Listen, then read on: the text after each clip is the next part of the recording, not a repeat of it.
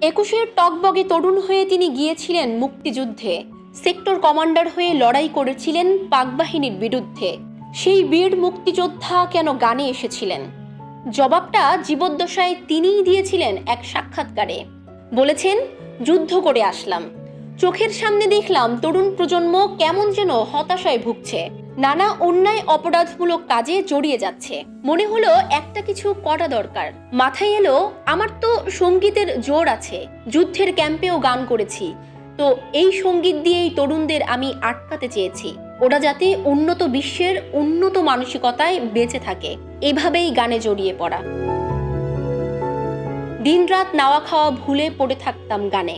এভাবেই একজন দেশ সেরা যোদ্ধা থেকে পপগুরু হওয়ার গল্প জানিয়েছিলেন বাংলা সঙ্গীতাঙ্গনের প্রবাদ পুরুষ কিংবদন্তি আজম খান।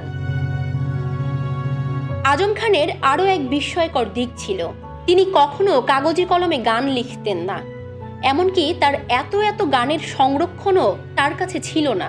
মাথায় কোনো শব্দ বা কথা এলে সেটাকেই বড় করে গানে রূপ দিতেন, এরপর সুর দিয়ে তা গাইতেন।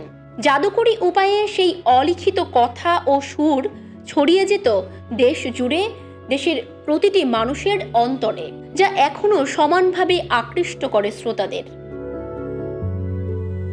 স্বাধীনতার পরের বছরই উচ্চারণ নামে নিজের একটি ব্যান্ড গঠন করেন তিনি। তার গানগুলো ছিল সহজ কথা ও সাবলীল সুরে। প্রথম বছরেই বিটিভিতে গান করার সুযোগ পান। এত সুন্দর দুনিয়ায় কিছুই ডবে না রে ও চার কালেমা সাক্ষী দেবে গান দুটি গেয়ে দেশ জুড়ে পরিচিতি পেয়ে যান তিনি। পরবর্তী সময়ে আরও বহু গান দিয়ে শ্রোতাদের মনে ঝড় তুলেছিলেন আজম খান।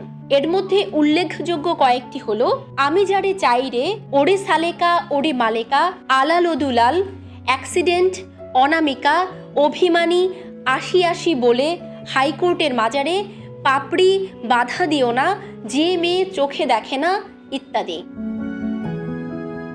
শুধু গান নয়, তিনি অভিনয় ও মডেলিংও করেছেন। 1986 সালে কালাবাউল নামে হীরামণির একটি নাটকে কালাবাউলের চরিত্রে অভিনয় করেন তিনি।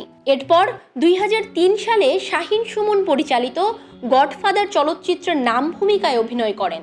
এছাড়া কিছু বিজ্ঞাপন চিত্রের মডেল হিসেবেও দেখা গেছে তাকে।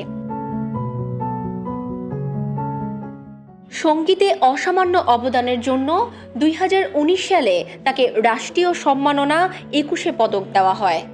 যদিও এর 7 বছর আগেই 2011 সালের 5 জুন তিনি চলে যান না ফেরার দেশে।